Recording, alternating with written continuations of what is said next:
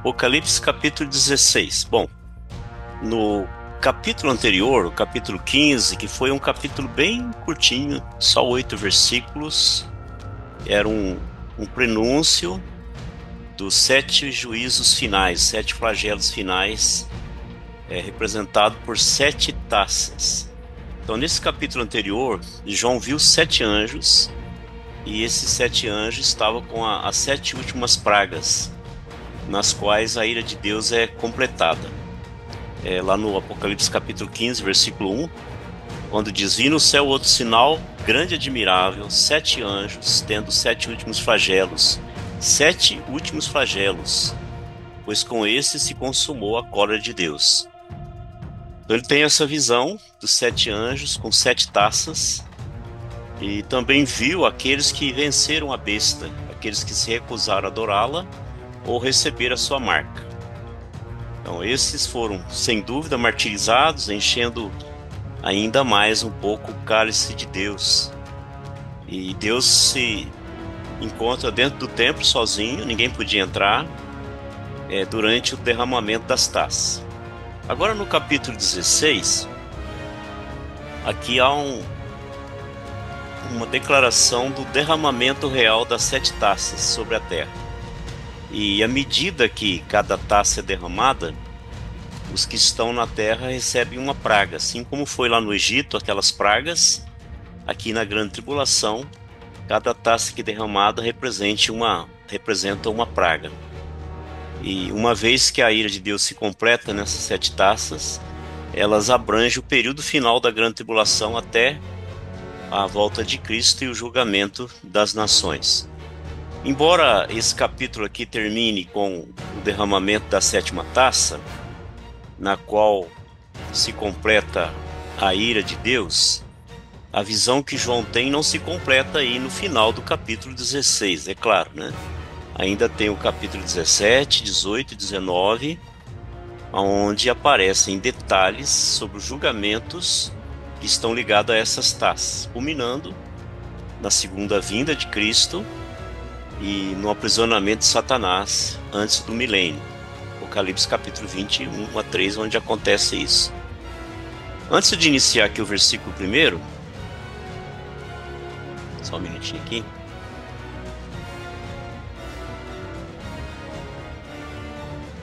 Isso aqui. Antes de iniciar o versículo primeiro, aqui está mudando sozinho aqui. Antes de iniciar o versículo primeiro, precisamos entender que os propósitos primários dos julgamentos das 7 taças são derramar a justa ira de Deus sobre os habitantes da terra, demonstrar que a natureza impenitente dos habitantes da terra, que receberam a marca, continua. Eles não se arrependem, eles blasfemam contra Deus, mas não se arrependem. E enquanto os julgamentos estão sendo derramados, é para produzir arrependimento, mas isso não acontece. Eles continuam numa condição de sem retorno. Continuam impenitentes, sem se arrepender. Então, 16, versículo 1, João diz assim: "Ouvi, vinda do santuário, uma grande voz, uma voz poderosa, uma voz alta, e essa voz dizia aos 7 anjos: Ide e derramai pela terra as 7 taças da cólera de Deus." É uma ordem que está sendo dada. No versículo, no capítulo anterior, a gente nota que a glória de Deus encheu o templo. O versículo 8 do capítulo 15 fala que o santuário, que é a habitação de Deus, santuário celestial, se encheu de fumaça procedente da glória de Deus, Shekinah de Deus, e do seu poder. E ninguém podia penetrar no santuário enquanto se cumprisse os 7 flagelos dos 7 anjos. Então, se a voz sai de dentro do templo, e só Deus está lá dentro do templo, logo concluímos que a voz alta, ou a voz grande voz, é do próprio Deus, que está ordenando para que os anjos saiam e derramem pela terra as 7 taças da cólera de Deus. Então a voz só pode ser do próprio Deus, que ela vem do santuário, e lá diz que somente Deus está lá dentro, então vem do próprio Deus. E Deus dá ordem aos 7 anjos para cumprirem a sua missão. E a missão dos anjos é derramar sobre a terra as taças da cólera de Deus. Lembrando de Jeremias, profeta Jeremias, capítulo 10, versículo 15, tem uma afirmação semelhante. Jeremias 10, 15 diz assim, falando sobre Deus: derrama a tua indignação sobre as nações que não te conhecem e sobre os povos que não invocam o teu nome, porque devoraram a Jacó, devoraram e assolaram a sua morada. Então Deus cobrando vingança das nações que se levantam contra Israel. Aqui aparece como Jacó, né? E também em segunda carta aos Tessalonicenses, segunda aos Tessalonicenses, capítulo 1, versículos 6 a 9, falando sobre a ira, a vingança de Deus. Segunda carta aos Tessalonicenses, 1 6 a 9, nós estamos fazendo aqui uma ligação com a ordem de Deus dada no capítulo 16, versículo 1, para que os anjos saiam e derramem pela terra as 7 taças da cólera de Deus. Segunda Tessalonicenses 1, 7 a 9, aliás, 7 a 9. Diz assim: e a vós outros que sois atribulados, alívio juntamente convosco, quando do céu se manifestar o Senhor Jesus com os anjos do seu poder. Olha o versículo 8. Em chama de fogo, se é juízo, tomando vingança contra os que não conhecem a Deus, nunca ouviram, e contra os que não obedecem, aqueles que ouviram, conhecem, mas não obedecem ao evangelho do Senhor, do nosso Senhor Jesus. E o 9, estes sofrerão penalidade de eterna destruição, banidos da face do Senhor e da glória do seu poder. Então a ordem é dada, sai do santuário, essa grande voz, essa voz poderosa é de Deus, e ele manda que eles saiam, os 7 anjos que têm as 7 taças, com os julgamentos de Deus sobre a humanidade, eles saem para cumprir a sua missão, para derramar essas taças sobre a humanidade. Quando isso acontece, há um grande sofrimento, grande aflição, um juízo sobre a terra. O versículo 2: saiu, pois, o primeiro anjo e derramou a sua taça pela terra, e aos homens portadores da marca da besta e adoradores da sua imagem sobrevieram úlceras malignas e perniciosas. Então, o que acontece logo ao derramamento da primeira taça são úlceras, abscessos perigosos, perniciosos, dolorosos, virulentos. Isso acontece com os adoradores da besta, aqueles que têm a marca da besta. E eles experimentam uma condição semelhante à de Jó, quando ele foi atingido por furúnculos.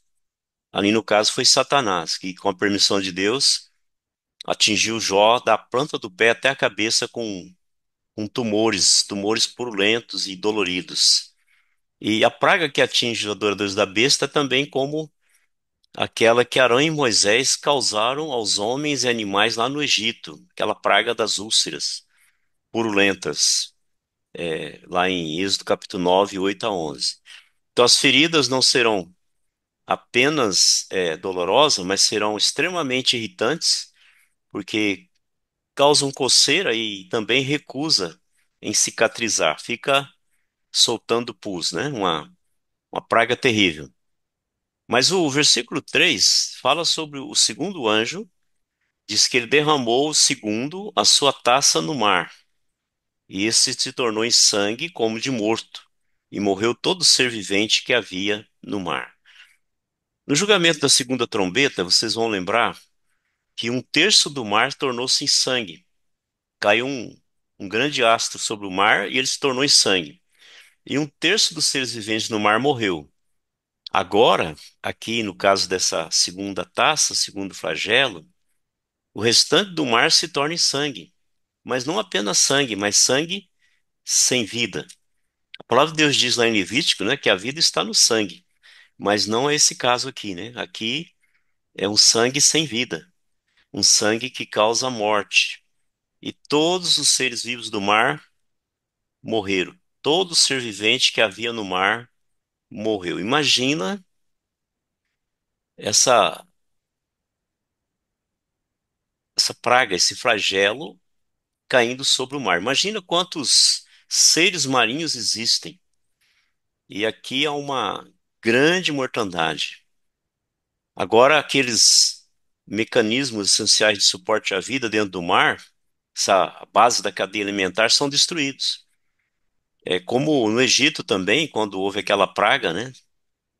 Dentro da água, e tudo que havia ali morreu, a água se tornou em sangue. Isso aí está lá em Êxodo e também em Salmos, Salmo 105, no capítulo 105 dos Salmos, versículo 29. Salmo 105 é uma repetição do que aconteceu lá no Êxodo, na casa das pragas, no livro. Salmo 105, versículo 29. Salmo 105, 29 diz assim: Transformou-lhe as águas em sangue, e assim lhe fez morrer os peixes. É uma citação ali, uma menção a Êxodo 7, né, 17 a 21, quando houve aquela praga sobre as águas. Então essas taças, elas trazem grande destruição sobre a terra, atingindo não só os homens, mas a natureza, e, é claro, por tabela também os homens, né? As águas se transformando em sangue, que grande catástrofe será. O versículo 4: rios e fontes das águas também se tornam em sangue. Lembra que no julgamento da terceira trombeta, um terço dos rios e fontes de água se tornarem absinto, amargos, né? Aqui no versículo 4 do Apocalipse 16 diz: derramou o terceiro anjo, a sua taça nos rios e nas fontes das águas. Então a segunda taça foi sobre o mar. Essa terceira é sobre as fontes das águas, e as águas e os rios se tornam em sangue. Então há um paralelo aqui entre os julgamentos da terceira trombeta e da terceira taça, e da segunda e terceira taça, né? Lá atingiu o mar, na segunda trombeta, e a terceira trombeta, os rios e as fontes das águas. E aqui também. Só que aqui não é uma repetição, não é recapitulação. Há uma diferença. A diferença aqui é muito gritante, é impressionante. Em quantidade, lá é um terço, aqui fala todas. Também em qualidade, lá era absinto e aqui é sangue. Então, semelhança não traz identidade. Pode ter semelhança, mas não ser igualmente parecido, né? Os julgamentos das taças não recapitulam os julgamentos da trombeta. É apenas uma escalada, muito maior agora, caminhando para o fim da grande tribulação, a maldade do homem, a rebeldia do homem, a recusa em se arrepender se intensifica e também as pragas ou juízos se intensificam. As pragas das trombetas, elas são parciais em seu efeito. Lembra que lá fala um terço da terra, um terço do mar. Isso nós estamos referindo ao Apocalipse 8, 7 e 8. Mas as taças aqui, elas têm uma abrangência total, maior. Aí, como nós vimos, toda alma vivente morreu, todas as ilhas fugiram, no versículo 20. E isso aqui é uma pressão, um chamado a um arrependimento, enquanto lá as taças são um derramamento da ira divina. Aqui o homem é afetado diretamente, lá eles são indiretamente. Aqui desde o começo o homem é afetado diretamente. Mesmo assim não causam, não provocam arrependimento, por causa da dureza do coração do homem nessa dispensação da grande tribulação. O versículo 5 fala uma referência ao anjo das águas, um que tem domínio concedido por Deus sobre as águas. Então ouviu o anjo das águas dizendo: Tu és justo, tu que és e que eras o santo, pois julgaste estas coisas. Esse anjo das águas, ele proclama a justiça de Deus, porque ele julgou retamente os malfeitores por suas maldades. Ele aplicou o julgamento sobre aqueles que cometeram maldade. E no versículo 6 vai falar quais foram essas maldades. Mas ao proclamar a justiça de Deus, esse anjo se refere a ele como o santo, aquele que não tem nenhum pecado, aquele que é separado totalmente do pecado, que és, e sempre existiu, e que eras. É uma referência à eternidade de Deus. Sempre ele foi, sempre existiu e sempre será. É o eterno, é o santo Deus eterno. Então aqui tanto é uma proclamação da justiça de Deus, como uma palavra de adoração ao Deus eterno que julgou retamente os malfeitores que habitam sobre a terra. O versículo 6 dá a razão desse juízo. O anjo das águas que proclamou isso, aqui é mencionado o motivo do julgamento. Porquanto derramaram sangue de santos e de profetas, também sangue lhe tens dado a beber, são dignos disso. Então derramaram muito sangue, então que bebam sangue. As águas do mar se transformaram em sangue, as águas dos rios e das fontes das águas também se transformaram em sangue. Então, aqueles que derramaram o sangue dos santos, profetas, está se referindo às multidões, às nações, geridas, governadas pelo anticristo, sobre os quais a prostituta se assenta. Ali no versículo 15, né, vai falar sobre isso. No capítulo 17, 15, vai falar que ela assenta sobre as muitas águas, sobre as nações. Ela governa sobre as nações, porque ela está embriagada com o sangue dos santos e com o sangue dos mártires. Então, esse falso sistema religioso, ele ordena o martírio de muitos santos e profetas. Ao longo da história, tem sido derramado muito sangue dos santos e profetas. E aqui na grande tribulação, será muito maior. Essas perseguições antigas dos profetas, dos santos, elas serão apequenadas em comparação com a perseguição que recairá sobre os santos na grande tribulação. Haverá milhares, milhares de mártires, provocados pela perseguição do anticristo e dos seus seguidores e adoradores. Então, porque eles derramaram o sangue dos santos e profetas, em uma vingança, uma cobrança até irônica da mão de julgamento de Deus, ele lhe dá sangue para beber, transformando as águas, as fontes das águas, dos rios e do mar, também em sangue. É uma cobrança. Isso faz lembrar de Isaías 49, versículo 26, quando diz assim: Sustentarei os teus opressores com a sua própria carne. Eles vão comer da própria carne, e com o seu próprio sangue se embriagarão como com vinho novo, para que todo homem saiba que eu sou o Senhor, o teu Salvador e o teu Redentor, o poderoso de Jacó. Mais uma referência à vingança, ao juízo, atrelada a Israel, aquilo que as nações estão causando a Israel. O versículo 7, há uma voz que sai do altar, uma voz que soa lá do altar. Ouvi do altar que se dizia: Certamente, ó Senhor Deus Todo-Poderoso, verdadeiros e justos são os teus juízos. Então, aqui ao contrário da voz que sai dentro do templo, aqui parece que é um anjo, né? Um anjo que está falando, porque ele se refere a Deus Todo-Poderoso. Verdadeiro e justo são os teus juízos. Provavelmente é aquele anjo que oficia no altar e oferece a orações dos santos.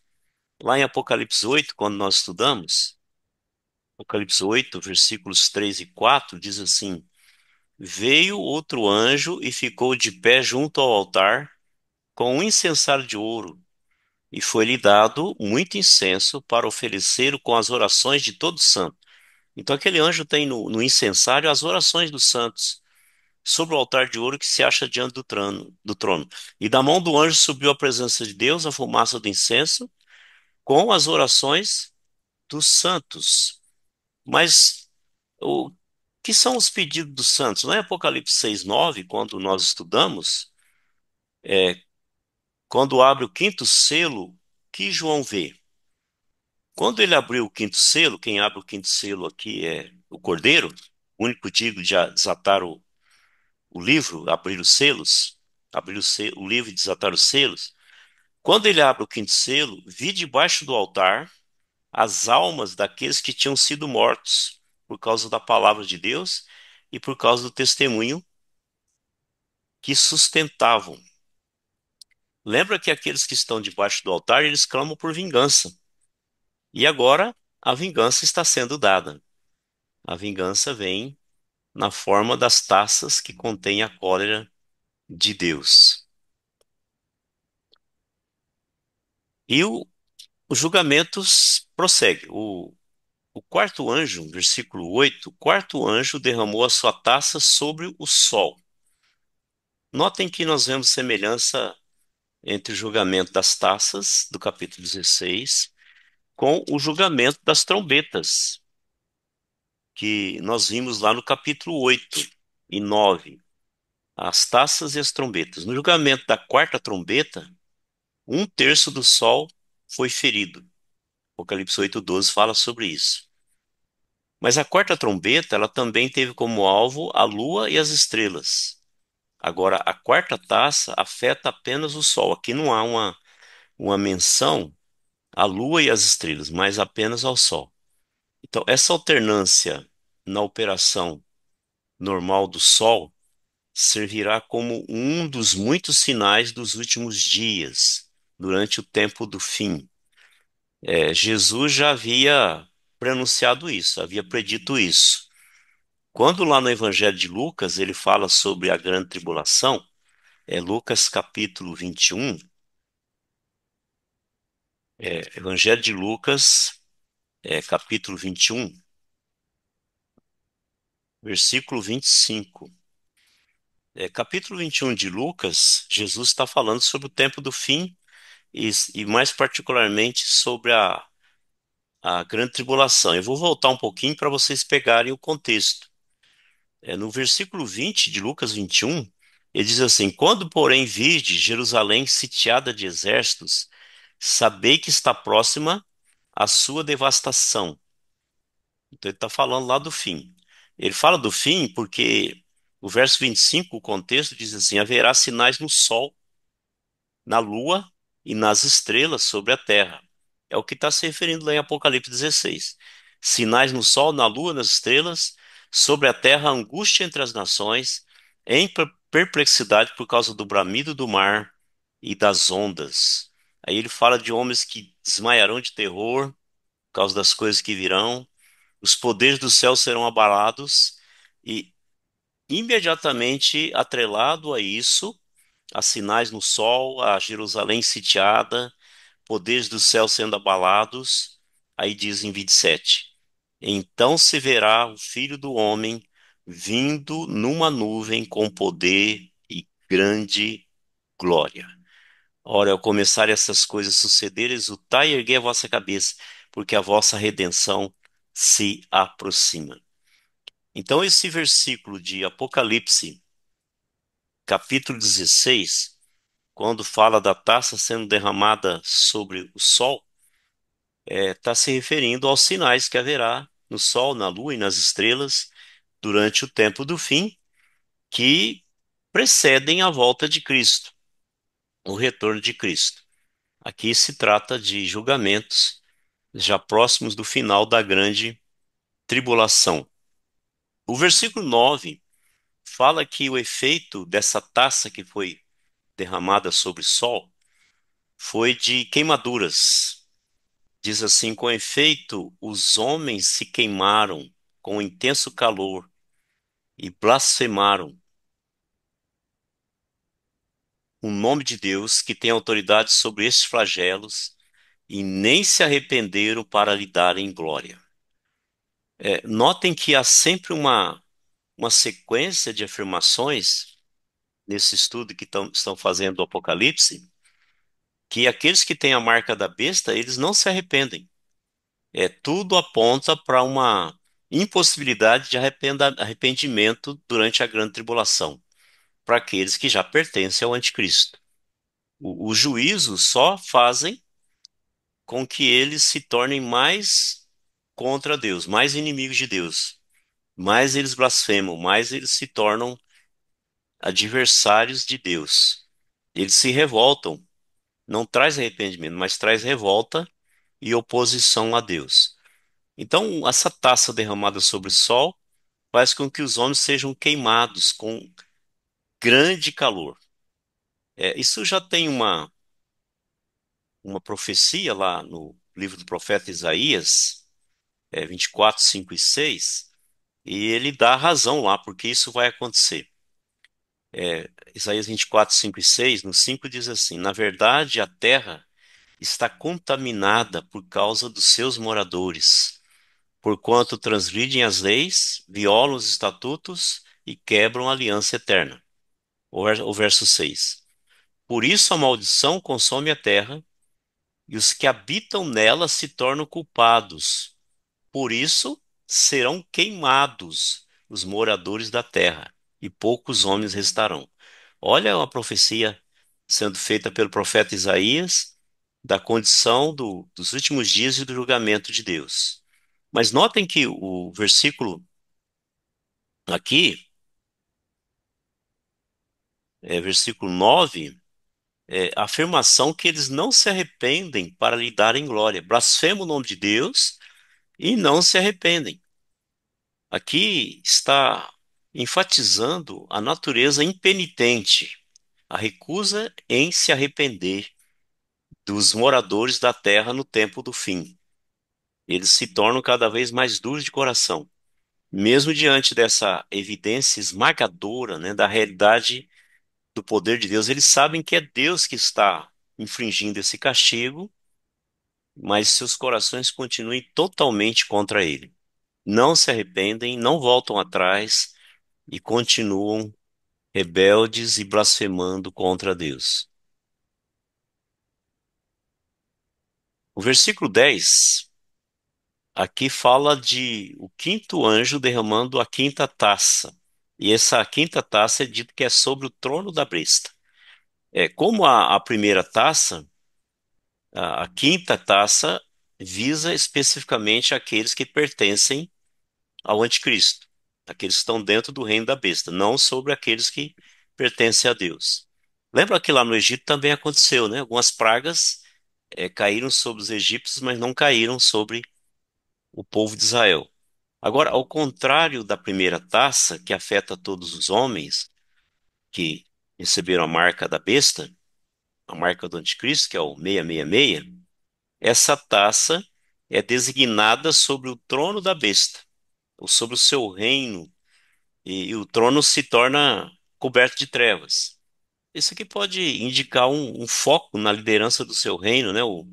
Aqueles que estão mais próximos dele, os escalões mais altos do seu reino, ou pode significar todos aqueles que estão sob a sua marca. Mas o reino da besta é atingido por essa praga de escuridão, que lembra também o que aconteceu lá no Egito, através das mãos de Moisés, quando Deus disse a Moisés, lá em Êxodo, capítulo 10, né, diz: estenda a mão para o céu para que haja trevas sobre a terra do Egito, trevas que até possam ser tocadas, possam sentir. Então Moisés estendeu a mão para o céu e houve densas trevas em toda a terra do Egito por 3 dias. E eles não se viram, nem ninguém se levantou do seu lugar por 3 dias. mas todos os filhos de Israel tinham luz nas suas habitações. Então, notem que é direto, direcionado ao reino do anticristo, ao trono da besta. Agora, essa transição da quarta para a quinta taça é muito impressionante, né? É durante a quarta taça, um brilho ardente, escaldante, ofuscando o sol, a ponto de queimar os homens. Mas logo a seguir vem uma escuridão impenetrável. Eles vão sofrer as dores das queimaduras na escuridão. No momento difícil, passarão por trevas. E será tal sofrimento que eles morderão a língua por causa da dor. Blasfemar o nome de Deus, né? Que e derramou sobre o sol, quinto sobre o trono da besta, e se tornou em trevas. Os homens mordiam a língua por causa da dor, remordiam a língua por causa da dor que sentiam. É uma expressão de uma dor que não tem alívio, uma dor intensa, uma dor sem descanso. Então eles mordem a língua de tanto sofrimento, não conseguem nem gemer, mas mordem a língua por causa dessa dor, mordem a língua por causa do sofrimento. Parece aquela dor intensa que nós vimos lá no capítulo 6, quando os demônios, né, como gafanhotos, afligiram os homens e eles desejavam a morte, procuravam a morte, mas a morte fugia deles. A intensidade é semelhante. E eles blasfemam contra o Deus do céu. E blasfemaram o Deus do céu por causa das angústias, das úlceras que sofriam, e não se arrependeram de suas obras. Aqui tanto significa que não arrependeram do que já fizeram, como estavam prontos e de fato continuaram praticando as suas más obras. Sofrimento não traz arrependimento, não traz penitência, mas traz resistência e revolta contra Deus. E em resultado disso, eles blasfemam contra Deus, eles falam absurdos contra Deus, eles ofendem, xingam a Deus por causa do sofrimento que estão passando. O sexto anjo derrama sua taça sobre o grande rio Eufrates, e as águas do Eufrates se secam, para que abra caminho para os reis que vêm do lado do nascimento do sol, né? Vêm do leste, vêm do oriente. Então, o Eufrates é seco, se torna seco, para que os reis do leste possam cruzar para o oeste. E esse movimento está associado à batalha do Armagedon. Então, os reis da terra já estão se juntando no Vale do Megido, no Vale de Josafá, e o caminho está aberto para eles. O Eufrates é um dos rios mais antigos da história. Ele aparece na menção lá no Gênesis, né? Gênesis capítulo 2, versículo 10. É um dos rios que aparece lá, junto com Tigre e com Gion e Pison. E também o Eufrates era um dos limites da terra que Deus prometeu a Abraão e seus descendentes. Quando ele faz a promessa a Abraão, ele fala desde o rio do sul até o Eufrates. É Gênesis 15, 18.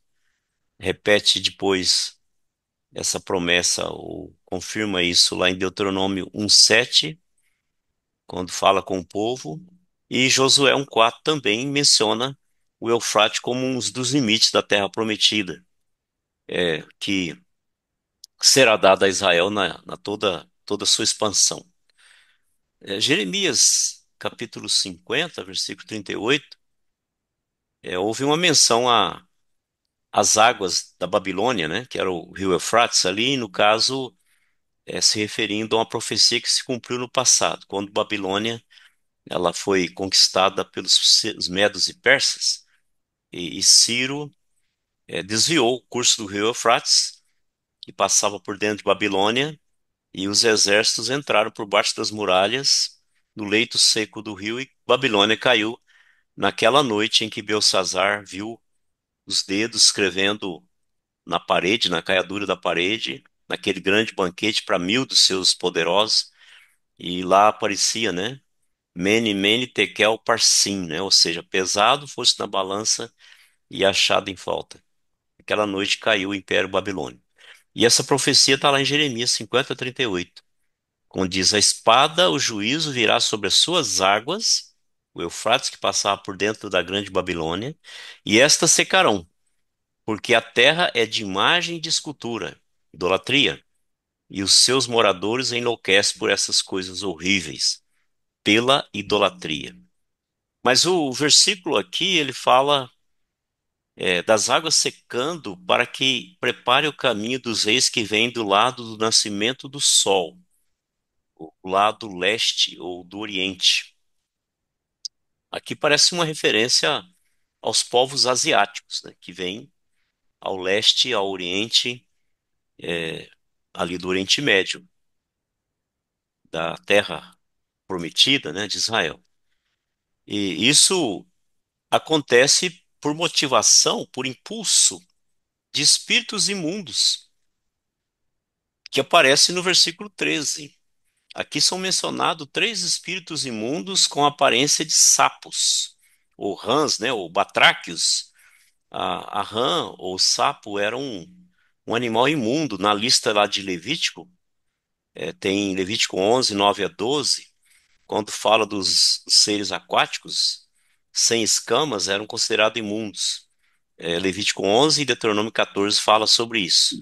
Mas também lembra a praga das rãs, lá no Egito, quando as rãs tomaram todo o palácio de Faraó e todas as residências ali no Egito.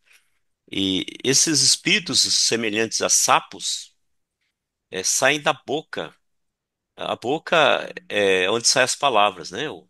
É o órgão que reflete a vontade, expressando através de palavras, e aquilo que é pronunciado pela boca é fortalecido, influenciado e promulgado pelos espíritos imundos. Então, o versículo 13 fala que sai espíritos da boca do dragão, ou seja, é por ordem do dragão, do anticristo, é por ordem do anticristo, e do falso profeta. Então, as três personagens aí, é uma antitrindade, né? Uma imitação da trindade, o dragão, que é Satanás, a besta, aqui se refere à besta que subiu do mar, que é o anticristo, e a besta que subiu da terra, que é o falso profeta. Os três estão de comum acordo de reunir todas as nações para destruir Jerusalém, para arriscar Israel do mapa. E eles usam esses espíritos imundos, demônios, para incentivar, para mover as nações, os reis da terra. Alguém perguntou?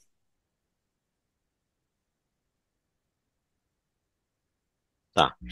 Então, são espíritos imundos semelhantes a rãs. O versículo 14 diz assim: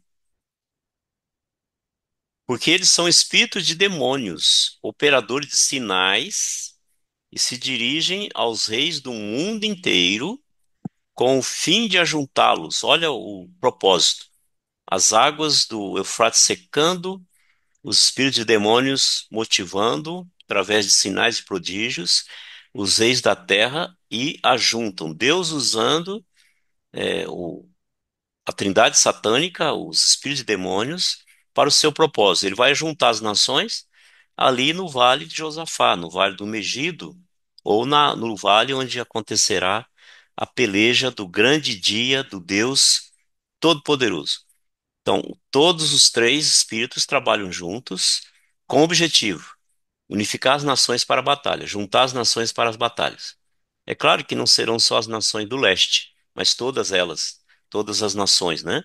Aqui diz os reis do mundo inteiro, com o fim de ajuntá-los para a peleja do grande dia do Deus Todo-Poderoso. O que é isso, senão a batalha do Armagedon? Aqui, inclusive, inclui os 10 reis, né, que representam os 10 dedos da estátua, os 10 chifres da besta, e esses influenciam os reis de tal forma que eles não percebem que estão sendo reunidos para a sua própria derrota. Então, a batalha do grande dia do Deus Todo-Poderoso é o Armagedon. Não é outro dia senão o dia do Senhor, que a palavra de Deus sempre menciona. O grande dia do Senhor. É uma consumação ali, né, do juízo sobre essas nações. Então, enquanto os reis estão sendo reunidos por espíritos imundos, um anjo reúne as árvores carniceiras para se banquetear com os cadáveres no vale de Josafá. Isso está lá em Apocalipse 19, 17 e 18. Veja o que diz lá. Apocalipse 19, 17 e 18.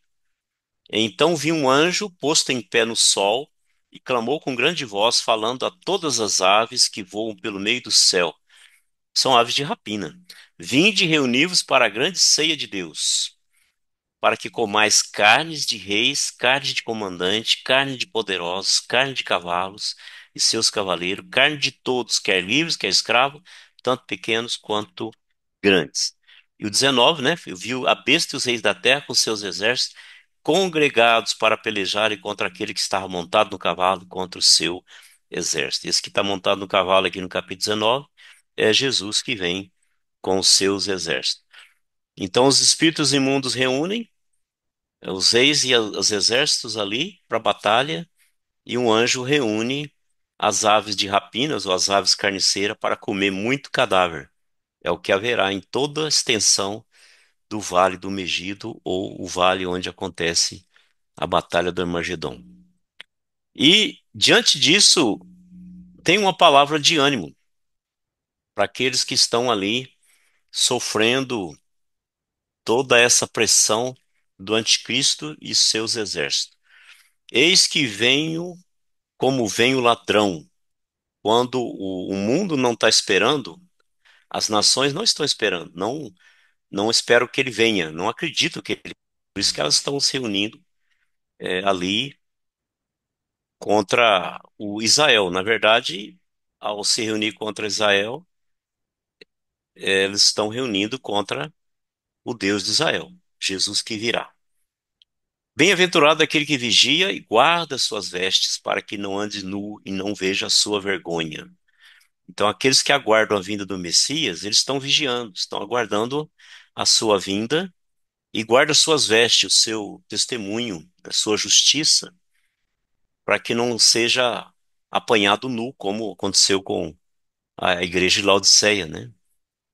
Você está nu, né? Pobre, miserável e nu, não está vestida. Então, aquela passará vergonha. Esses aqui não passarão vergonha. Essa é a segunda vinda de Cristo. É chamado segunda vinda porque a primeira foi quando ele veio no seu ministério terreno, um corpo, né, aqui nesse mundo, e aqui ele volta com um corpo aqui nesse mundo também. A vinda de Cristo nos ares, ele não vem à terra, ele vem nos ares, e é uma vinda invisível para as pessoas que não forem arrebatadas. Então, por isso que é chamada segunda vinda. Alguns colocam a segunda vinda em duas etapas, né? Nos ares e depois na terra.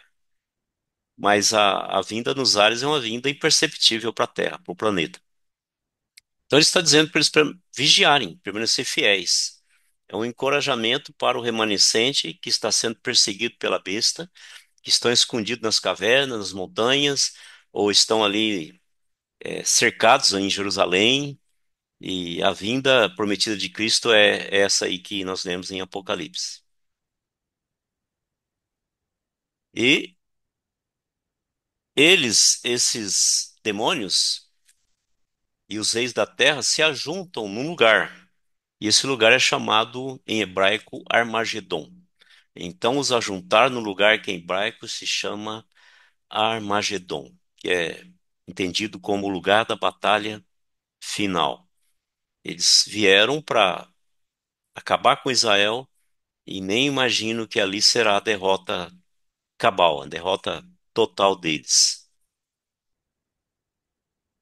Aí o sétimo anjo, que tem a sétima taça, ele também derrama a sua taça pelo ar, e diante desse ato saiu grande voz do santuário do lado do trono dizendo: Feito está. Aqui se entende que a voz deve ser de Deus também.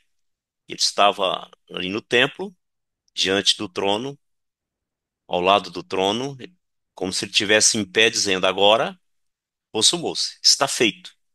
Feito está. Ou seja, tudo aquilo que tinha que ser feito, todo juízo que era preciso ser feito, foi feito, se consumou. Mas lembra que não é cronológico, né? Ainda a- as coisas não terminam aqui no versículo 21 do capítulo 16. 17, 18, 19, vai falar os efeitos desse juízo sobre a Babilônia comercial e a Babilônia religiosa. Então, essa declaração, feito está, que se segue, dá perspectiva divina sobre os resultados do julgamento das taças. Aquilo que era preciso ser feito, foi feito. Aí no verso 18, diz que diante disso houve ruídos, trovões e relâmpagos. Sobrevieram relâmpagos, vozes e trovões, e ocorreu grande terremoto, como nunca houve igual desde que a gente sobre a terra. Tal foi o terremoto forte e grande. Esse terremoto ele supera todos que já existiram anteriormente. Grandes terremotos houveram e vão ainda acontecer, mas nenhum a tal ponto de se igualar em atividade sísmica como esse, porque esse é provocado por Deus. Deus pode usar, claro, a natureza, ele pode usar a criação, né, movendo placas tectônicas, ou não, apenas uma obra sobrenatural, mas vai envolver todas as nações. Ageu, quando escreve lá no seu livro, capítulo 2, versículos 6 e 7, ele diz assim: Pois assim diz o Senhor dos Exércitos, mais uma vez, e é um pouco, farei tremer o céu e a terra, o mar e a terra seca. Farei tremer todas as nações, e elas chegarão ao desejado de todas as nações, e encherei esse tempo de glória, diz o Senhor dos Exércitos. Então ele está se referindo a algo futuro, nunca aconteceu algo assim. E aqui, no versículo 18 de Apocalipse 16, nós estamos vendo, é isso que está acontecendo. E é mencionado que esse terremoto ele abalará a grande cidade, e a grande cidade se dividiu em três partes. E caíram a cidade das nações, e lembrou-se Deus da grande Babilônia para lhe dar o cálice do vinho do furor da sua ira. Aqui não é muito claro que grande cidade é essa. Eu sou mais simpático a uma interpretação de que essa grande cidade se refere a Jerusalém, aqui e não a Babilônia política, né, ou comercial, se referindo a alguma nação, né, ou ao mercado comum europeu, à União Europeia, alguma coisa assim, né? Porque Babilônia tem profecia que diz que ela não será jamais reconstruída, né? Então não há o porquê de ser no local lá a Babilônia. Mas por que que eu penso também? Porque quando fala da volta de Cristo, lá em Zacarias 14:4, fala que os seus pés estarão sobre o Monte das Oliveiras e o monte se fenderá. E haverá uma divisão ali, norte, sul e oeste, dentro da própria Jerusalém. E isso aí não é um juízo sobre Jerusalém, mas uma rota de fuga. Lá fala que eles fugirão pelo vale dos meus montes. É uma maneira deles fugir do cerco do anticristo. O Monte das Oliveiras se fende em dois e eles têm pelo Vale dos Montes, pelo meio e pelas laterais também, né? Então a cidade se divide. Agora, eu não brigo por essa interpretação não, né?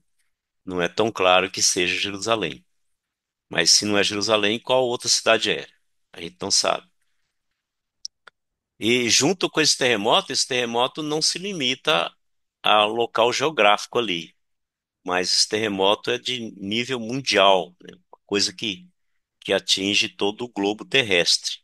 Porque no versículo 20 diz assim: Todas as ilhas fugiram como se desaparecessem, e os montes não foram achados. Então há um cataclisma a tal ponto que há uma mudança completamente na geografia, na geologia da Terra, assim como houve no dilúvio. O mundo antes do dilúvio era de um jeito, depois do dilúvio se tornou outro. Tal intensidade do dilúvio. Agora fala-se de um terremoto muito grande que abala as ilhas e os montes e uma coisa em termos globais. Ao contrário do terremoto que acompanhou a abertura do sexto selo, aqui fala que todas as ilhas fogem, as montanhas não são mais encontradas. Também Jeremias, ele escreveu sobre isso, lá no capítulo 4, versículos 23 a 28, e ele fala assim de um cenário cataclísmico, depois de uma tragédia de proporções globais. Ele diz assim lá em Jeremias 4, 23 a 28. Eu vi a terra e de fato era sem forma e vazia. Aqui ele não está se referindo à criação, né? Lá no começo. E os céus, eles não tinham luz. Eu vi as montanhas, então não se refere ao ato inicial lá da criação, né? Que a terra era sem forma e vazia, porque aqui ele fala de montanhas. Eu vi as montanhas, de fato elas tremiam, e todas as colinas se moviam para frente e para trás. Eu olhei e de fato não havia homem, e todas as aves do céu haviam fugido. Eu olhei e de fato a terra fértil era um deserto, e todas suas cidades foram destruídas na presença do Senhor, pelo ardor da sua ira. Pois assim diz o Senhor: toda a terra ficará desolada, mas não vou acabar completamente, pois a terra se lamentará e os céus em cima se escurecerão. Que eu falei, propus e eu não vou ceder, nem vou recuar dele. Coisa impressionante, né? Coisa extraordinária que vai acontecer.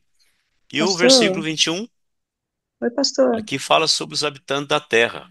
É como se fosse um apedrejamento, eles merecem ser apedrejados. Também desabou do céu sobre os homens grande saraivada com pedras que pesavam cerca de um talento. Aqui não se trata de uma chuva de granizo. Aqui Pastor, a medida de peso de um talento chega a ser a 26 quilos até 30 quilos, né? Pois não? pastor, Sim. a Débora tá querendo falar. Ah, sim, pois não. Eu tô com o som meio baixo aqui, deixa eu ver se aumenta aqui o som. Pois não. Eu também vou aumentar o meu aqui. Oi, pastor. Boa Sim, noite. Débora, boa noite. Só repete para mim essa referência de Jeremias que o senhor acabou Ah, de ler. Jeremias, sim. É Jeremias 4, 4, 23 a 28. 23 e 28. Beleza, É uma obrigada. profecia futura, né? Isso nunca aconteceu antes. Ele faz uma descrição aqui um cenário pós uma catástrofe mundial, né? Coisa impressionante. Jeremias 4, 23 a 28. E notem que caem, aqui dá uma impressão de, de astros, né? Cometas, de meteoritos, meteoros caindo na Terra, porque eles têm o peso e cerca de um talento, né? Imagina uma pedra de 5 quilos caindo do espaço, agora imagina uma pedra de 30 quilos, 26 quilos, caindo do espaço. O estrago que vai acontecer. E é uma chuva de pedra, mas não é pedra, não, é rocha mesmo, né? E os homens blasfemaram de Deus por conta do seu flagelo era sobremodo grande. Os irmãos conseguem notar que durante todo o período de juízo, de flagelos, né, de pragas, de castigos, não resulta em arrependimento. Me faz pensar em Faraó, né? Faraó tinha um coração duro e Deus fazia o quê? Endurecia mais ainda. A culpa não é de Deus, a culpa é do homem. O coração de Faraó já era duro. Então Deus dizia: vou endurecer mais o coração de Faraó para que a minha glória seja maior, né? Para que vejam o meu poder. Aqui há algo semelhante acontecendo na grande tribulação. Os homens têm os corações duros, endurecem seus corações, não se arrependem, e Deus endurece mais o coração deles. E a seguir de cada juízo, de cada flagelo, cada castigo, eles blasfemam, eles se rebelam contra Deus. Não há um arrependimento. Então é aquela ideia, né, aquela conclusão que aqueles que recebem a marca da besta, uma vez que Eles pertencem ao anticristo, eles não retornam mais. Não há um caminho de volta, né? Não há um retorno. Eles se tornam rebeldes. Que pena.